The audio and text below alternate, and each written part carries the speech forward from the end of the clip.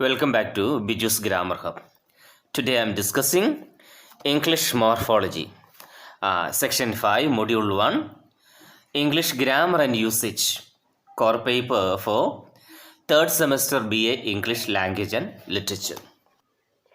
ഇനി നമുക്ക് മോർഫോളജി എന്തെന്ന് വ്യക്തമായി പഠിക്കാം. Morphology is the study of the patterns of word forms. At the functional level, it studies how the words are formed, where they originate from, what their grammatical forms are, what is the function of prefixes and suffixes in the word formation process, and how and why the word forms change. ഇപ്പോൾ morphology എന്ന് പറഞ്ഞാൽ ഉദ്ദേശിക്കുന്നത് വാക്കുകളുടെ ഫോർമേഷനുമായി ബന്ധപ്പെട്ട പഠനമാണ്.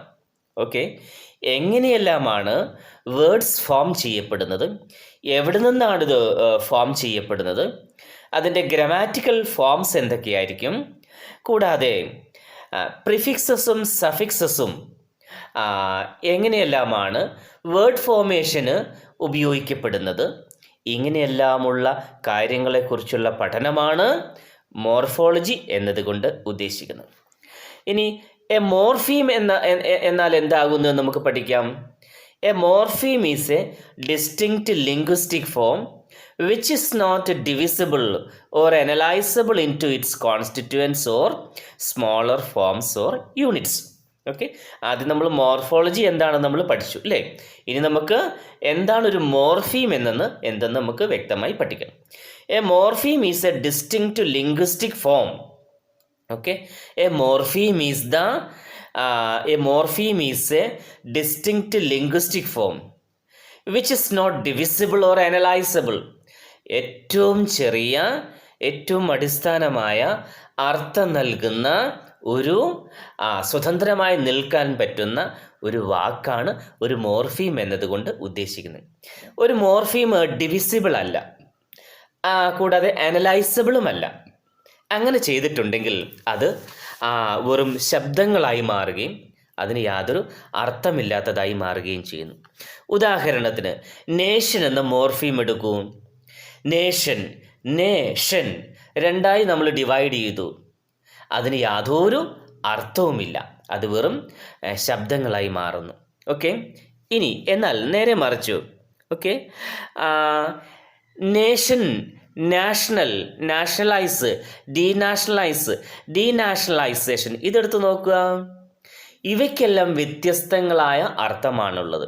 Okay, nation എന്ന word, അതിൽ നിന്ന് നാഷണൽ ഉണ്ടായി, നാഷണലൈസ് ഉണ്ടായി, ഡീനാഷണലൈസ് ഉണ്ടായി, ഡീനാഷണലൈസേഷൻ വന്നു. ഓക്കെ, അപ്പോൾ നേഷൻ എന്ന മോർഫീമിന് ഒരു വ്യക്തമായൊരു അർത്ഥമുണ്ട്, നാഷണലിന് മറ്റൊരർത്ഥമാണ്. ഓക്കെ, നാഷണലൈസിന് മറ്റൊരു മീനിങ് ആണ്, ഡീനാഷണലൈസിന് തികച്ചും മറ്റൊരു അർത്ഥമാണ്, ഡീനാഷണലൈസേഷന് മറ്റൊരു അർത്ഥമാണ്. ഓക്കെ, അപ്പോൾ ഒരു മോർഫീം എന്ന് പറയുന്നത് സ്മോളസ്റ്റ് ലിംഗ്വിസ്റ്റിക് ഫോമാണ്.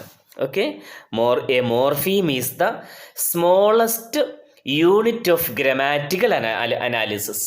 Okay, a morpheme is the smallest unit of grammatical analysis. Grammar പഠനത്തിലെ ഏറ്റവും ചെറിയ യൂണിറ്റാണ് മോർഫീം എന്നതുകൊണ്ട് ഉദ്ദേശിക്കുന്നത്.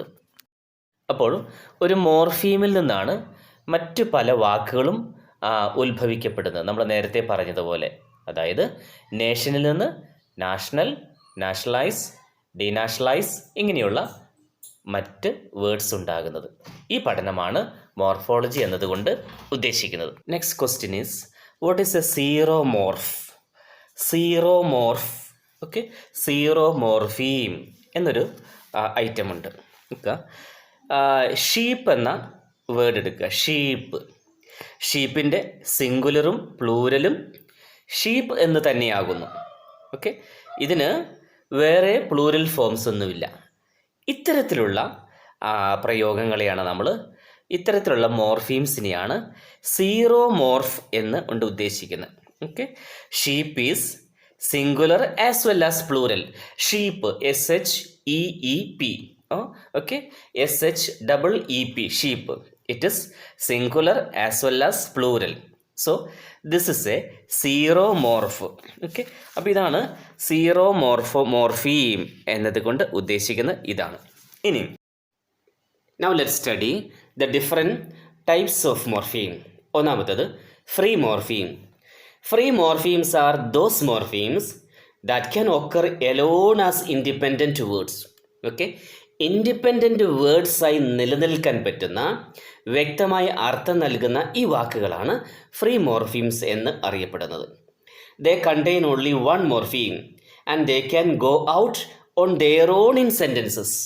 ഓക്കെ, അവയ്ക്ക് സെൻറ്റൻസുകളിൽ സ്വതന്ത്ര നിലനിൽപ്പുണ്ടാകും. Okay, example cat, swim, okay, red, ഇതെല്ലാം എന്താകുന്നു?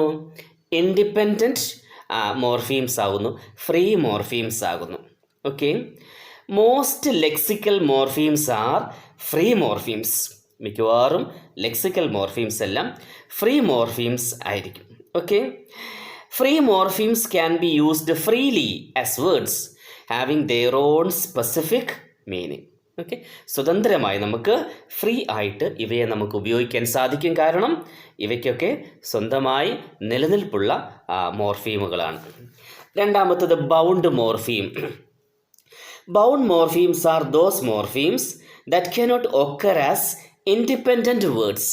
ഓക്കെ, ഇൻഡിപെൻഡൻറ്റ് വേർഡ്സായി നിലനിൽപ്പില്ലാത്ത മോർഫീമുകളെയാണ് നമ്മൾ ബൗണ്ട് മോർഫീംസ് എന്ന് വിളിക്കുന്നത്. ഉദാഹരണം നോക്കാം.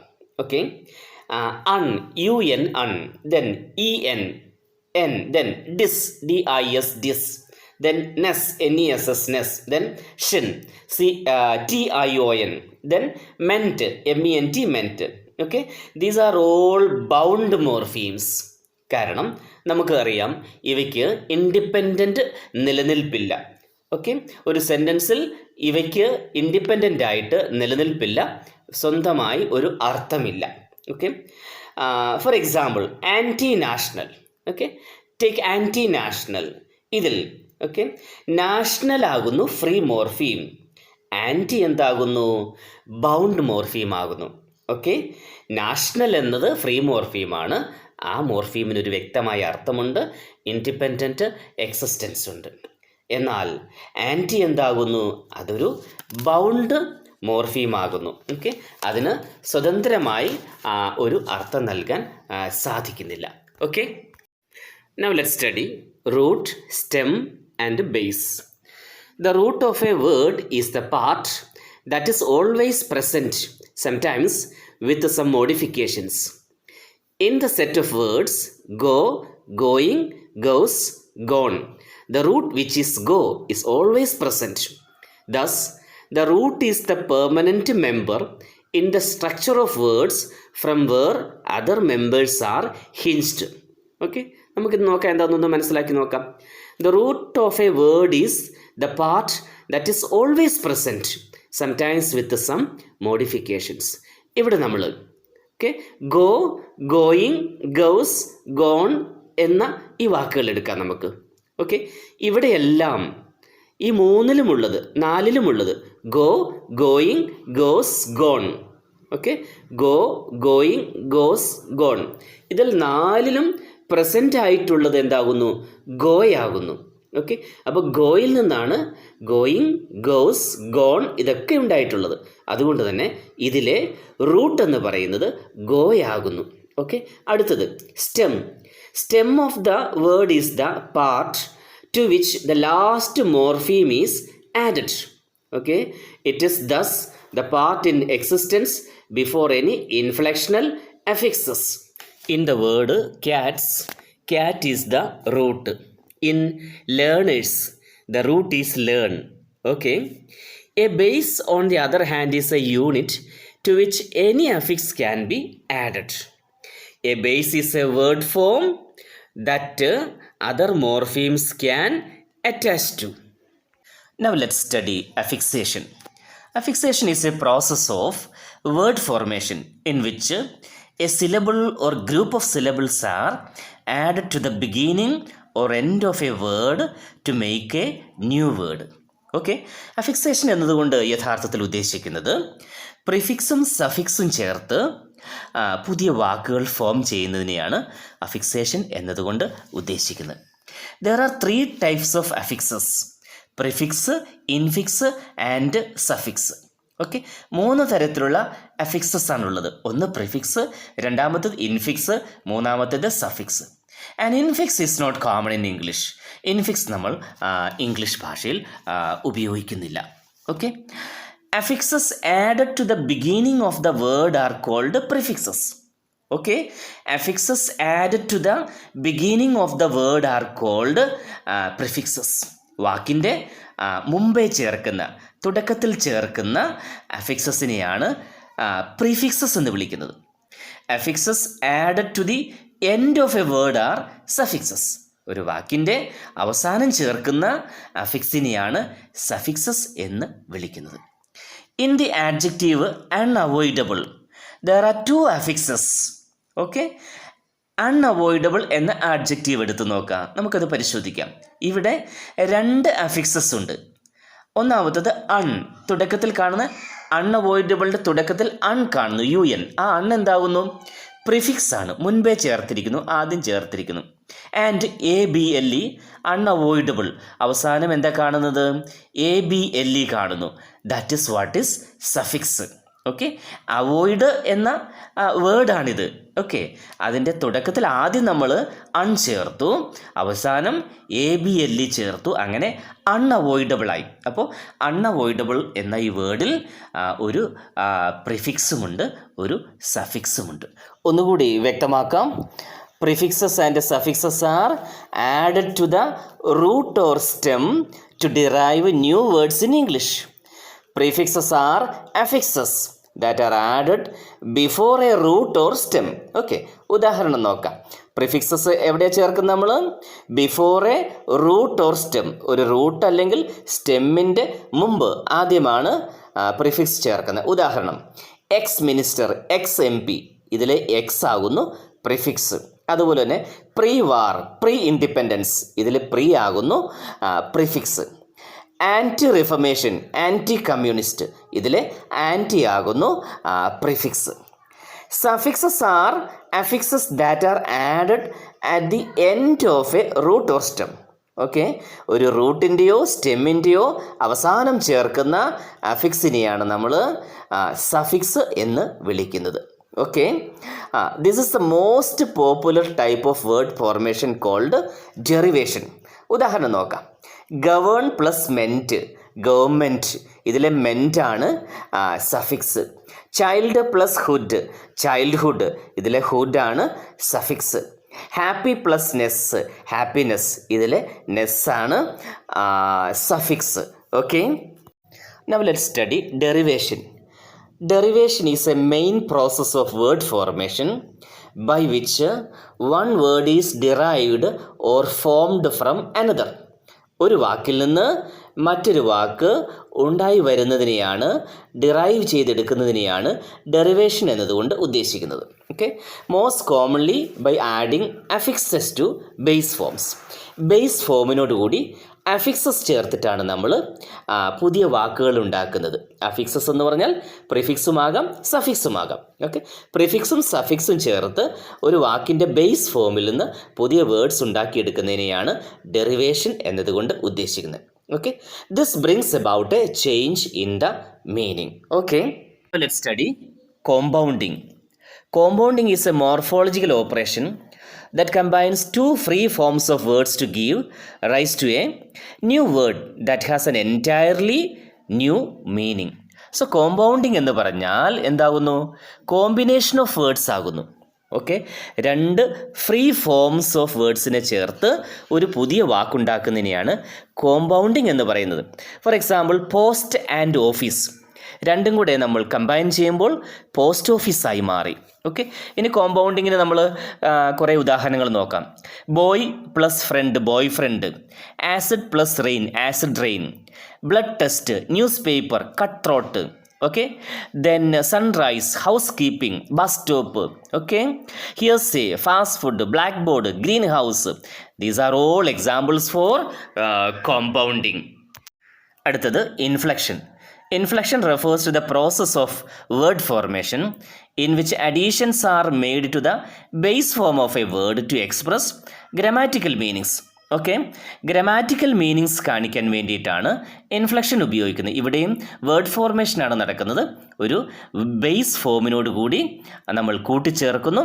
അപ്പോൾ അവിടെ ഗ്രാമാറ്റിക്കൽ മീനിങ്ങിൽ മാറ്റമുണ്ടാകുന്നു. ഉദാഹരണം, the inflection S at the end of boys, girls, sweets, etc. show that the nouns are plural. Okay, boys, girls, sweets, ഇതിലെ ഇൻഫ്ലക്ഷൻ ഏതാണ്? എസ് ആണ്. അപ്പോൾ നമ്മൾക്ക് മനസ്സിലാകും ബോയ്സ്, ഗേൾസ്, സ്വീറ്റ്സ് ഇവയെല്ലാം പ്ലൂരലാണ്. ഈ പ്ലൂരൽ ഗ്രാമാറ്റിക്കൽ മീനിങ് ഇവിടെ കാണിച്ചു തരുന്നു. കൂടാതെ ഇനി she walks, he eats, it sleeps, ഇവിടെ നമുക്ക് എന്താ മനസ്സിലാകുന്നത്? ഈ ഇൻഫ്ലക്ഷൻസ് നമ്മൾക്ക് എന്താ കാണിച്ചു തരുന്നത്? The subject is in the third person singular. Subject third person singular ആയതിനാലാണ് she walks, he eats, it sleeps എന്ന് നമ്മൾ ഉപയോഗിച്ചത്. ഓക്കെ, അപ്പോൾ ഈ ഇൻഫ്ലക്ഷൻസ് ഒക്കെ ഗ്രാമാറ്റിക്കൽ മീനിങ്സ് കാണിക്കാൻ നമ്മളിവിടെ ഉപയോഗിച്ചു. Next is clipping. It is the result of deliberately dropping part of a word, usually either the end or the beginning, or less often both, while retaining the same meaning and same word class. Example, ad. അഡ്വർടൈസ്മെൻറ്റിന് പകരം നമ്മൾ add എന്ന് പറയുന്നു. ഹാക്കിനിക്ക് പകരം hack പറയുന്നു. മൈക്രോഫോണിന് പകരം നമ്മൾ mic പറയുന്നു. Okay, ഇതെല്ലാമാണ് ക്ലിപ്പിംഗ് എന്നതുകൊണ്ട് ഉദ്ദേശിക്കുന്നത്. ക്ലിപ്പിങ്ങിനുള്ള ഉദാഹരണങ്ങൾ ഇവയെല്ലാമാണ്. ആക്രോണിംസ് എന്താ നോക്കാം. Acronyms are derived from the initials of words. Okay, ഉദാഹരണം CD, VCR, okay, UNESCO, NATO, AIDS, ഇതെല്ലാം ഇനീഷ്യൽസ് ഓഫ് വേർഡ്സ് ചേർത്തുണ്ടാക്കുന്ന പുതിയ പ്രയോഗങ്ങളാണ്. Okay, now let's study eponyms. Eponyms are created from proper nouns. An eponym is a person, place or thing from which something takes its name. Okay, the word eponym comes from the Greek word eponymous, which meant given as a name, giving one's name to someone or something. Okay, ഉദാഹരണങ്ങൾ താഴെ കൊടുക്കുന്നു. Atlas, boycott, okay, then malapropism. Okay, ഇതാണ് eponyms എന്നതുകൊണ്ട് ഉദ്ദേശിക്കുന്നത്. Now let's study blending. Blending is combining parts of words into one. Okay, parts of words into one, വാക്കുകളുടെ ഭാഗങ്ങൾ കൂട്ടിച്ചേർത്ത് മറ്റൊരു വാക്കായി ഉണ്ടാക്കി എടുക്കുക. ഇതാണ് ബ്ലെൻഡിങ് എന്നതുകൊണ്ട് ഉദ്ദേശിക്കുന്നത്. ഉദാഹരണം, telecast from television and broadcast. Telecast എന്ന വേർഡ് നമ്മൾ എവിടെ നിന്നാണ് ഉണ്ടാക്കിയത്? ടെലിവിഷൻ, അതുകൂടാതെ ബ്രോഡ്കാസ്റ്റ് എന്നീ രണ്ട് വേർഡ്സിൽ നിന്ന് നമ്മൾ ഉണ്ടാക്കിയതാണ് ടെലികാസ്റ്റ്. ഓക്കെ, അതുപോലെ തന്നെ infotainment from information and entertainment. Okay, information, entertainment എന്നീ വാക്കുകളിൽ നിന്ന് ഇൻഫോർടൈൻമെൻറ്റ് എന്നൊരു പുതിയ വാക്ക് നമ്മൾ ഉണ്ടാക്കി. ഓക്കെ, ഇത്തരത്തിലുള്ള വേർഡ് കോമ്പിനേഷനെയാണ് നമ്മൾ ബ്ലെൻഡിങ് എന്നതുകൊണ്ട് ഉദ്ദേശിക്കുന്നത്. അടുത്തത് അവസാനത്തെ ഐറ്റം ബാക്ക് ഫോർമേഷൻസ്. എന്താണ് ബാക്ക് ഫോർമേഷൻസ് എന്ന് നമുക്ക് നോക്കാം. Here a word of one type is reduced to another form or class. ഒരു ടൈപ്പിലുള്ള വാക്കിനെ മറ്റൊരു ഫോമിലുള്ള വാക്കിലേക്ക് നമ്മൾ മാറ്റിയെടുക്കുന്നു. ഒന്നുകൂടെ നോക്കാം. A word of one type is reduced to another form or class. ഉദാഹരണം നോക്കാം നമുക്ക്. Donate from donation, opt from option, emote from emotion, housekeep from housekeeper. Okay, ഇതാണ് ബാക്ക് ഫോർമേഷൻസിന് ഉദാഹരണം. അപ്പോൾ നിങ്ങൾക്ക് ഈ ക്ലാസ് ഇഷ്ടപ്പെട്ട് കാണുമെന്ന് ഞാൻ കരുതുന്നു. നിങ്ങൾ തീർച്ചയായും ഈ ക്ലാസ് നല്ലതുപോലെ ശ്രദ്ധിച്ച് കേൾക്കണം, നന്നായി പഠിക്കണം. ഇതിൽ നിന്ന് ധാരാളം ചോദ്യങ്ങൾ നിങ്ങൾക്ക് പരീക്ഷയ്ക്ക് പ്രതീക്ഷിക്കാവുന്നതാണ്. ഓക്കെ, അപ്പോൾ ഈ ക്ലാസ് നിങ്ങൾക്ക് ഇഷ്ടപ്പെടുകയാണെങ്കിൽ നിങ്ങൾ തീർച്ചയായിട്ടും ലൈക്ക് ചെയ്യണം, ഷെയർ ചെയ്യണം, സബ്സ്ക്രൈബ് ചെയ്യണം. Thank you.